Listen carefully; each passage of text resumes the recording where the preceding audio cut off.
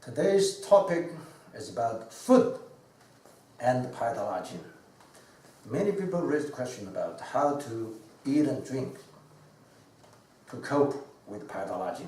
Okay, and here we don't have much requirement about food, only some basic principles. Okay, number one, eat the main food.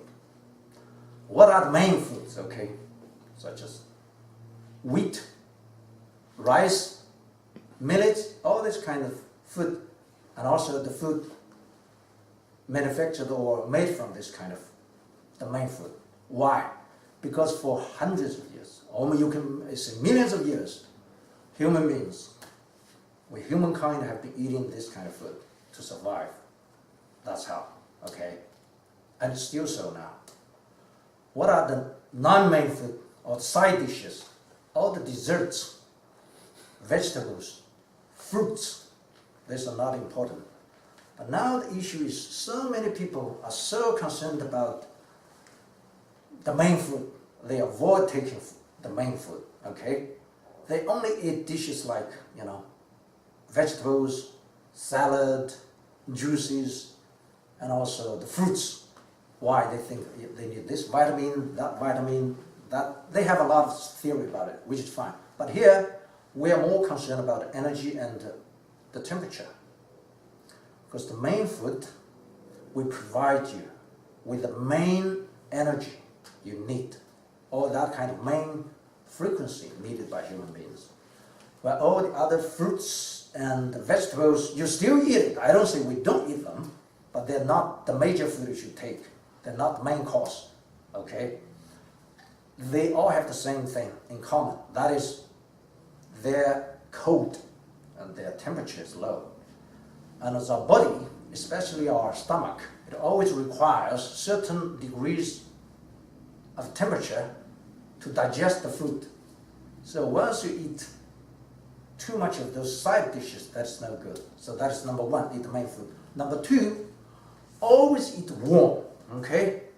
I know in the Oriental countries, it's easy to understand, because for thousands of years, they eat it that way. Always eat warm, drink warm, okay? But here now, it's a kind of trend now. People are encouraged to drink a lot of water. To be more specific, to drink a lot of cold, even icy water. That is no good. Why? Again, because your body temperature, especially the stomach, they need certain temperature to do the digestion. If you drink too much cold stuff, the temperature in your stomach will drop dramatically, and then your digestion will be incomplete. So it's kind of semi-finished products in your body. So the digestion is incomplete, then the detoxification is incomplete. And that in return, you have a lot of weight putting up in your body. So by doing pathology and eat the main food, your digestion will be much easier, okay? What about the quantity of food? Quantity of drinking water. Again, the main principle is eat less, drink less. Nowadays, people are encouraged to drink a lot of, I don't know, many gallons of water per day, okay? That sounds good. They say this is health for detoxification. I say, okay, we don't do that. We ask people to drink only when they're thirsty. You see, here it's very important. I don't say you don't drink. You drink only when you are thirsty. When you are thirsty, you drink warm. So that is the basic principle from the traditional Chinese medicine. So never drink until you are thirsty. If you do drink, you drink slowly and you drink warm.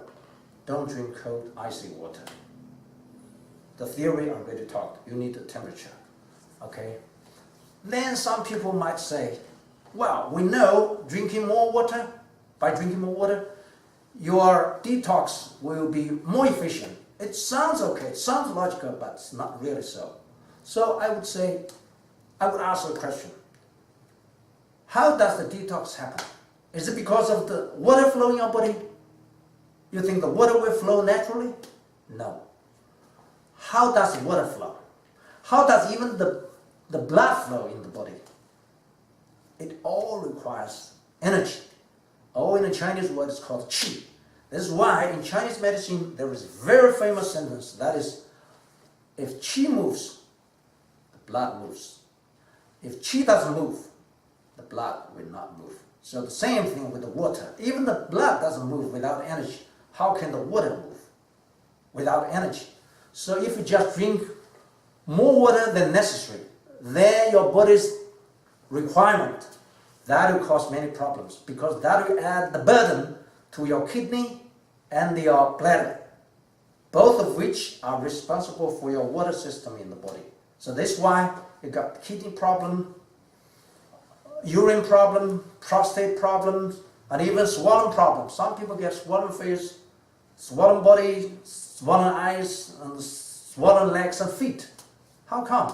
Because by drinking too much water, you damage your kidney and gallbladder, of course, consequently many other organs, because they're all related with each other. It's like a chain reactions. So just do it in a natural way. Eat less, drink less. If you're hungry, eat. Always eat like 70% food. Okay, but now the people, how people eat, it's not 70%. Normally they eat, or many of them eat 170 food. That is why they got so much diseases, so much, overweight. If you don't believe me, you go check out all those people who have overweight problem, who have diabetes, hypertension problem. You can ask them one question. Is it because of eating too much, or is it because of hungry? See, actually, being a little hungry is also a way of healing itself, because that will stimulate, increase your immune system. And your immune system is part of your self-healing system. And that in return will help everything in your body. So, immune system is part of your self-healing system. So, by taking or eating the main food, by eating less, drinking less, and drinking warm, you will give a more powerful self-healing system.